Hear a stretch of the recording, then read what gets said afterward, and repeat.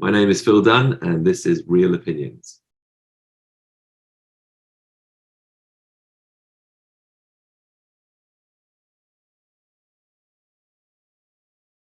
My name is Phil Dunn, and I'm a writer and director based in. I actually now live in Farnham. My production company is in Brixton in South London, which is called Authentive, and that's in England. So, how did you end up doing what you do now? Well, I actually originally I wasn't going to. I didn't sort of study film. I actually originally studied medicine for 2 years at university, and then I stopped that after a couple of years. But it might have been something to do with failing an exam, and then sort of looked at it and was like, actually, this isn't really for me. And I studied theology at university up in Durham, and that was quite interesting because it was basically what for me came through from that was this stories that have inspired people throughout the millennia, really. And whether you're religious or not, or that side of it is obviously something can be quite a contentious side. The actual fact is that these stories have stuck around, and they found a way of getting into people's minds and actually having an effect in the societies throughout history. So I actually ended up making for my dissertation at university a short film, which they loved because they didn't have to read a 12,000 word essay. They just got a DVD, which I handed to them. They'd encouraged us to think outside the box, so I did. And that was I'd been playing with like videos at home and home videos of my cousins when I was a teenager. So really, I just applied the stuff that I'd been messing around with to this story, which was based on the Song of Songs in the Bible, which is actually a erotic love poetry in the middle of the Bible, believe it or not. And I didn't film a direct adaptation of that because that would have basically been porn, and that wasn't quite the direction I wanted to go in. But I did a sort of allegorical reinterpretation based on people doing journeys on a train, 7 different journeys, I think it was, or 6 different journeys on a train. And we actually managed to get a train for the day between Cambridge and London. We got a carriage on it. I basically pulled all the kind of "I'm a student, can you help me" cards, and it just, the whole process of that was just, this was so fun and so satisfying, so exciting. I loved writing it. I didn't know what I was doing there at all, completely making that up. And then I loved getting all the people together and casting it and then filming it and the whole kind of guerrilla kind of aspect of that, and then editing that, and then we managed to show it on a cinema screen in Durham. So it was that just sold me on the whole like filmmaking thing, and that's kind of where I was like, okay, I want to do this. But then obviously you start thinking, how do I make money out of that? So I ended up, I bought a camera on my credit card as a student, which is probably the most stupid and the cleverest thing I've ever done. It was like £3,000, and spent a few years paying that off. But it meant that I had this camera and people started asking me to film stuff. So then I did weddings, some corporates, and my production company kind of grew from there. Amazing. I mean that's kind of a very left field approach of how to where you are today. How long was your dissertation film? It was quite, I think it was quite long. It was like nearly half an hour. Yeah, I hadn't really nailed the kind of succinctness vibe by that point. And what did you get? What did you get for your final marks? I got a first. Yeah, I got one of the highest firsts in the. I think I got the second highest first in the whole faculty, because the top one was like really amazingly academic, and they just said they could not give him. But yeah, so that was great because I don't think I'd ever have got that any other way. So, that's amazing. And how long have you been active in the industry now? I mean, it's an interesting question. I suppose, that production company I started, it's called Authentive. It started in 2005, and that was doing stuff for clients. But I would say, actually, as far as the film industry is concerned, I think I've only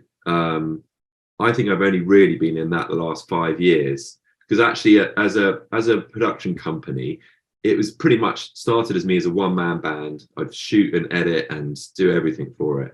And then over the years, that grew to then being sort of multi-unit shoots and being a director, producer, writer on those, and working with much bigger teams. But I only really feel like I actually connected into the film industry itself when I decided about 5 years ago that I would take all those skills that I'd learned and apply them to a story, narrative film that I really wanted to make. And it was actually me wanting to make that for a change, instead of just making stuff for other people. I think David Bowie, who said, like, don't, you always make your worst work when you work for other people. There's a great interview he did. And I think I remember seeing that around that sort of time when I was like, I've been doing it for a while. I could kind of make corporate videos in my sleep, basically, and make money from them, which was great. But actually, I didn't ever feel that proud of the work that of the end product. So I wanted to make something that I could really say, this is me. So that's when it connected into the film industry, and I've begun sort of, still feel like I'm only just beginning to sort of create a network and beginning to connect into sort of the film industry at large. So yeah. You've kind of just mentioned a really good nugget of good advice, but I'm wondering, what's the best piece of advice you've ever been given? I think I was thinking, particularly in relation to filmmaking, I think the best advice I was given was back then when I was a student, and I said to this a guy who was a director, it's about sort of 5 years ahead of me, I guess, or 10 maybe. And I just asked him, I'm quite interested in this filmmaking thing. Should I go and study, do a filmmaking course? And his advice to me, I'm sure for other people this might not be, but for me, it was really good in that he said, I actually don't think it's that worthwhile doing that. I think the most important thing is to get on and make stuff. And that was when I then went and bought this camera for £3,000 on my credit card at the time, because he just said, get a camera, go out there and watch lots of films, and then try and mimic the stuff that you think is great, and that's the only way you're going to develop your own style, your own eye, and get a real feel for what it is how you want to make films. And for me, that was really, really good advice. And that's definitely, that's the best way that I learn. And I think if I'd gone into film school, I don't think I would. I certainly would not have developed a huge, like, I've got the full spectrum of filmmaking skills to bring to the table. So now when I work with my teams, my crew, I know every single aspect. I know what and it's not that I'm not an expert at all of them. But it makes me appreciate what it is they're doing, and helps me to work better with them. So yeah. And on the flip side, what's the worst piece of advice you've been told? I guess, certainly one of the worst, a decision that I regret is definitely, I think, which is not fair really in a way, but I wish I'd not sort of felt that I should go and study medicine to begin with. I did that because it was a noble and it is a noble profession. It's an incredible thing to do. You can save lives every day, but it wasn't really me. And I think I wish I'd kind of was clearer on that earlier. I remember my drama teacher at school being really disappointed that I was not going to do it for A level, and that I was going to do biology, chemistry, and maths instead. And he was like, "It's such a shame because you've got a real talent for this." And so maybe that, I don't think that was an advice thing. I think that was just me, Well, I suppose like it's that difficult part of your life with like the formative years. Yeah. Where those decisions you're making are kind of setting you on a path for the next, well, with medicine, potentially 7 years. Yeah. Say with architecture and accountancy and all those kind of really important roles that they take up a big chunk of educational time. Yeah. And I always find it interesting because it is generally around that kind of period of time when you're choosing your GCSEs and then your A levels.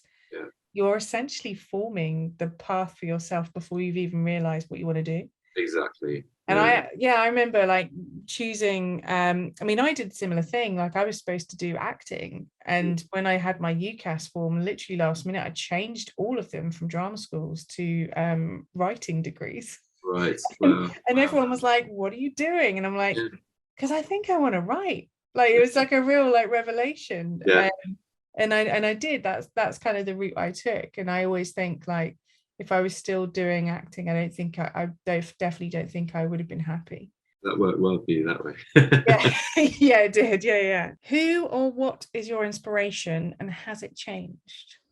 I mean, I think again in filmmaking, I think someone like Not that I necessarily want to make films like his, but I think you know, Martin Scorsese, like, you know, it's like a probably like a sure a lot of people give him as an answer, but I did his masterclass on that website, masterclass.com, and I just remember what really struck me was, firstly, it was great just to realize, oh, he's just a person just like me, you know, he's just another guy, but he's really passionate about this, and he was drawing kind of storyboards ever since he was a kid, and I related to that because I used to collect comics, and I used to always be drawing kind of characters up to stuff and whatever, and me and my cousins would be making these silly films together, and I could sort of really relate to that. So I really like his passion for the craft of filmmaking and cinema, and I really believe, you know, things like he said about one frame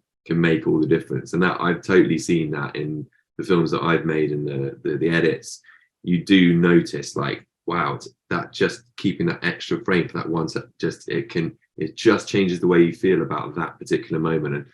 And so yeah, he really inspires me, and I just love how he's had a whole life and still continues in it. And that's what I like about this filmmaking, is it's like it's a vocation.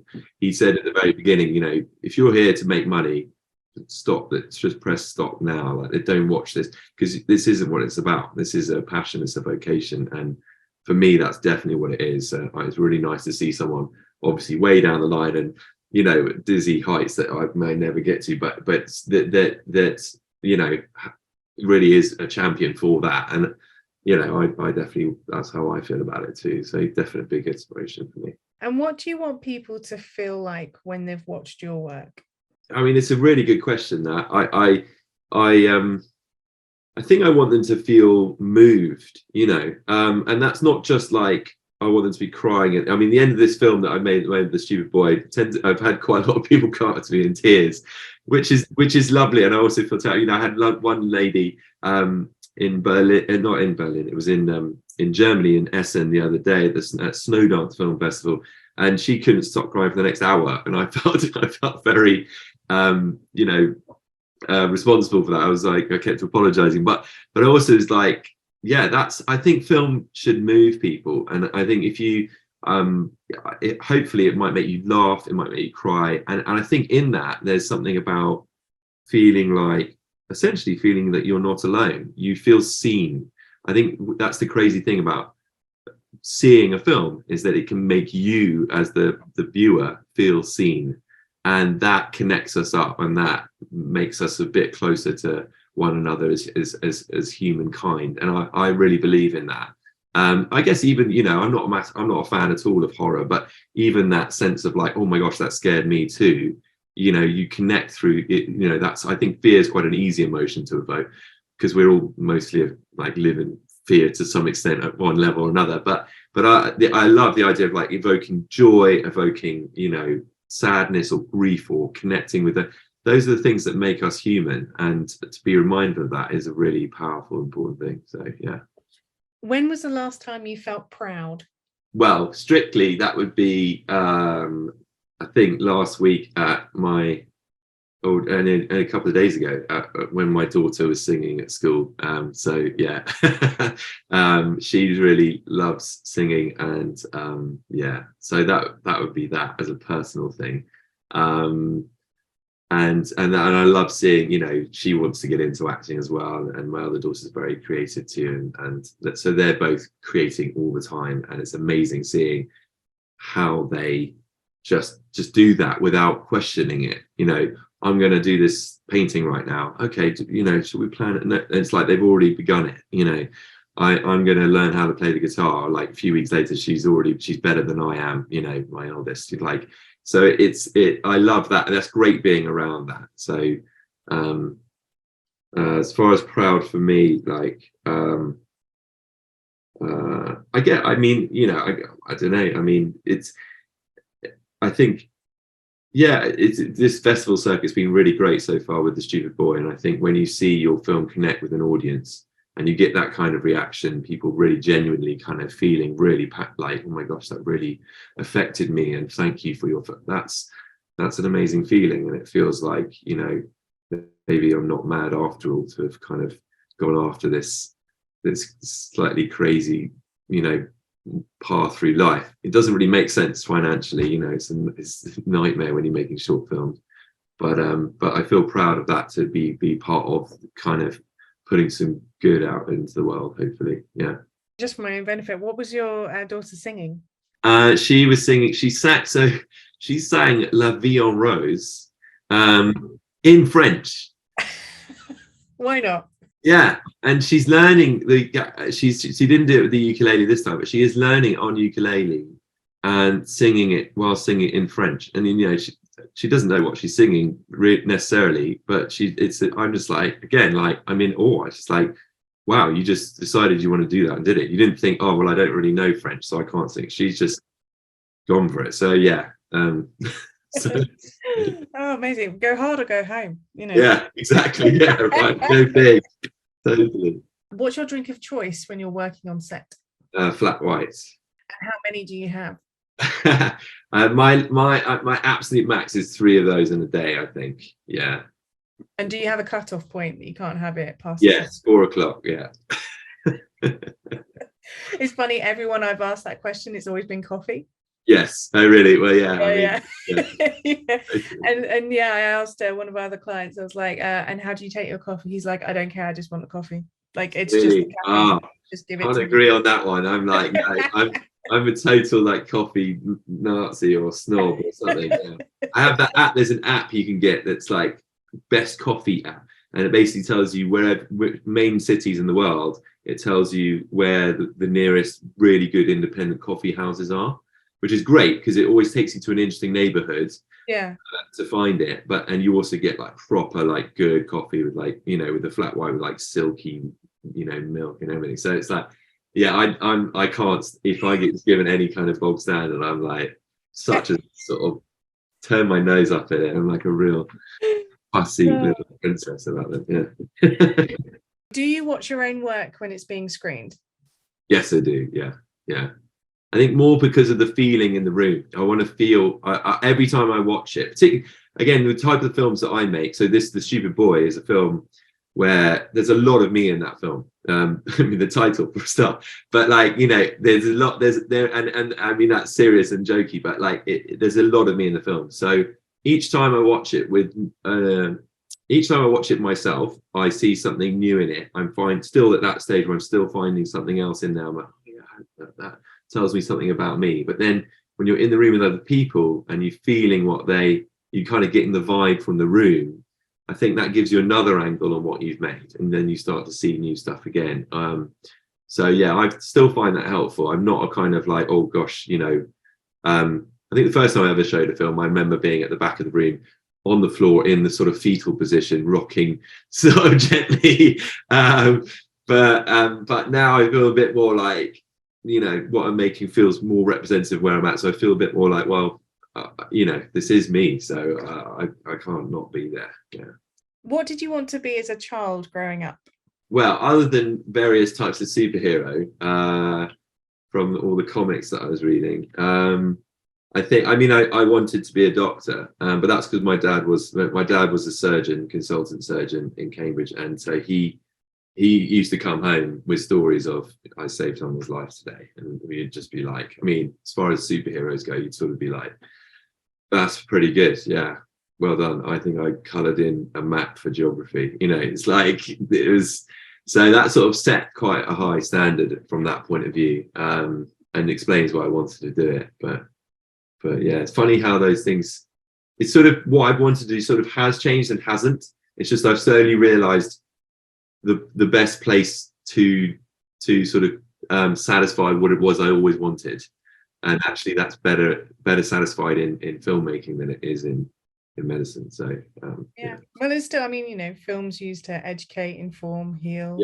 Yeah, exactly.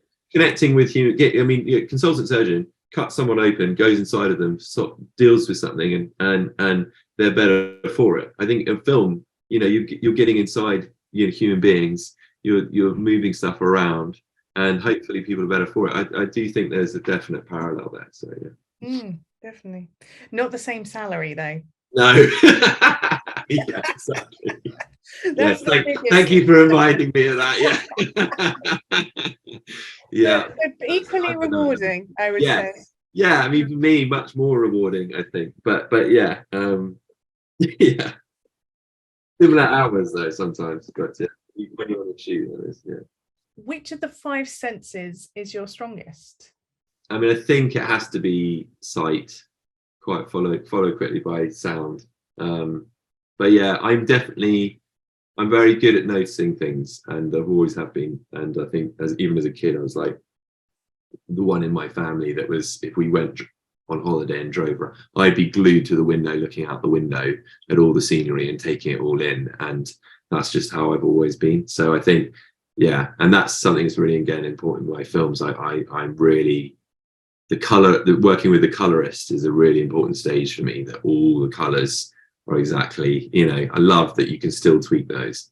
And that in cinema, symbolism has power, so everything, you wearing a red jumper or he's holding a cup of tea, everything means something. And and I think I've spent my life looking and people watching and using, taking in the world. So that's yeah, that has to be it.